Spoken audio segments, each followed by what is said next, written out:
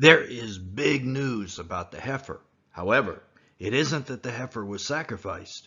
The Jewish high holy days of 2020 have passed, and there's been no sacrifice. This indicates to me that the red heifer, who is 2 years old and mature enough, still isn't red enough. Because if the heifer was ready, there would have been no better time to sacrifice it than during the holidays this September. However, there is big news. An Israeli Orthodox student living in Colombia, South America, spotted what appeared to be a kosher red heifer and purchased the animal for an undisclosed sum of money.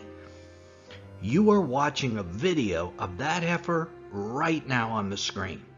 The Jewish authorities and the Temple Institute are highly interested because based on the man's video of this animal, the Israeli authorities have confirmed that at first glance, it looks kosher and they agreed to buy it from him. If it is. That's what we're talking about today, and we're starting right now.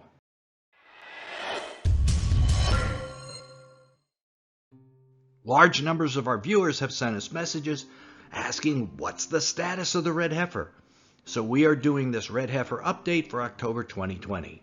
The big news, of course, is the purchase of the red heifer in South America. Big not only because of this heifer alone, but because it may open up a new way for Jews to source a perfect red heifer. Now, probably heifer is a term most of you have not heard before. So what's a heifer? What's a cow? A heifer is a female cow who has never given birth. A cow is one who has. A bull is a male cow. And a steer is a male who, how can I put this politely, can't have kids anymore. Now, if you're watching this and wondering, what's all this excitement about a red heifer, about some cow? Well, we did an update at the end of August and explained why a red heifer is necessary for Jews to be ceremonially clean enough to do their temple sacrifices or appear within a third temple once one is built. Without it, they can't, according to Numbers 19:13. And of course, these sacrifices have to be taking place in order for the Antichrist to be able to take them away. And that taking away the sacrifices and the event that follows it, the abomination of desolation, has to take place prior to the return of Jesus. Jesus can't return without a red heifer. We learned this from Daniel 9:27. So the return of Jesus is intimately linked to the Jews sacrificing this cow, a red heifer. That is a very simplified explanation, but our August update explains it in much better detail. We placed a link to that video down in the description below this video, so when you're done watching this one, be sure to check that one out too. It's a very popular video. The earlier video also explains how Jesus fulfilled the requirements of the red heifer and how Christians under the blood of Jesus are ceremonially clean already and able to approach the Father in prayer without the need of any sacrifices. But the Jews, not believing in the atoning work on the cross, believe this animal sacrifice is necessary for them. And it's something they haven't had for over 1,000 years. They ran out of ashes in 300 or 400 AD and haven't been able to find a kosher red heifer ever since. Imagine thinking your entire nation is unclean because that is what they think. And based on the teaching of their rabbis, the next red kosher heifer will coincide with the coming of their Messiah. You can imagine why this makes them excited. But right now, let's talk about this new development that hasn't gotten nearly enough attention that I think it deserves. A Jewish man studying in Colombia, South America, may have accidentally discovered a red heifer that is red enough and kosher enough to qualify for all the strict requirements of the Jewish authorities. But even if it isn't kosher, under all their requirements, it may spark a worldwide effort of Jews and even non-Jews in terms of finding that one perfect red cow. The reasons are religious and economic. Religious because those who believe in Judaism know just how rare and valuable a heifer could be, and how necessary it is to make the nation ceremonially clean enough to enter into the presence of God and to build their temple. Economic because the Temple Institute has authorized payment to buy this heifer if it's deemed kosher. If this one isn't kosher, imagine how many red heifers there are worldwide. If everyone raising red heifers realizes they can be sold to the Temple Institute at many times their market value, well, you can just envision the gold rush that will ensue. And that just might be the best news, short of a kosher red heifer right now, for those of us watching for the return of Jesus. And this approach is completely biblical. This is the statute of the law which the Lord has commanded, saying, "Speak to the sons of Israel that they bring you an unblemished red heifer, in which there is no defect, and on whom a yoke has never been placed." The people of Israel are to bring the red heifer to the Jewish authorities. The authorities weren't commanded to raise a red heifer. But currently, the Temple Institute has been raising a herd of red Angus cattle in hopes of selectively breeding a kosher red heifer. And they've been doing it in a controlled environment.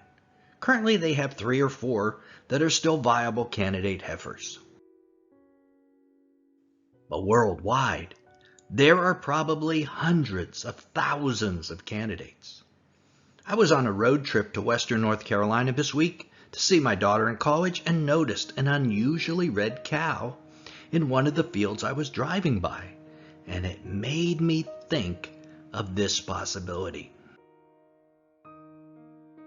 The Angus herd currently in the hidden location in Israel was started with the help of a cattleman from Texas. And although the cattle in that herd are highly controlled, the numbers are very small. If you're looking for a heifer that has like a 1 in a million or 1 in a billion, you need bigger numbers to find it. So to me, this seems an excellent dual approach. Raise and breed a heifer and at the same time search for one. Of course, because a heifer found elsewhere in the world is not as well controlled as those in the special herd, there will be issues about it being unblemished or never having been worked. The Jewish authorities have very strict requirements for what makes a heifer kosher. But the fact the Temple Institute has committed to purchase the heifer on inspection shows they're willing to consider this option. Now, why is so much care taken to ensure the heifer is spotless? More care was exercised in choosing a spotless cow than in any other sacrifice. This spotless purity represents the spotless Messiah, the perfect sacrifice. Now, how soon should we expect a heifer? Based on the controversy about a sacrifice of any sort, with animal rights groups like PETA, and with the anti-Zionist forces opposed to a Jewish presence on the Temple Mount, I fully expect the Temple Institute to be very evasive about information about the viability of any heifer. That is, until the sacrifice has already taken place. That way, the protests won't take place until after the sacrifice is already done.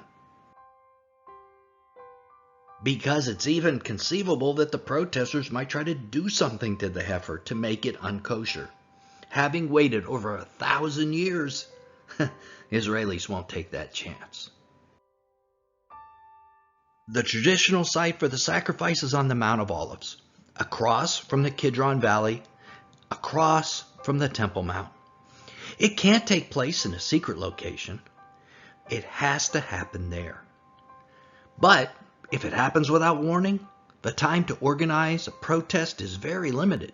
The burnt sacrifice could be done in a matter of hours, and I'm sure they're planning how to do that right now. The ashes that remain after the sacrifice are the critical aspect. It is the ashes mixed with spring water, probably from the Gihon spring that feeds the Pool of Siloam in Jerusalem, that will provide the ceremonial cleanliness according to Jewish law.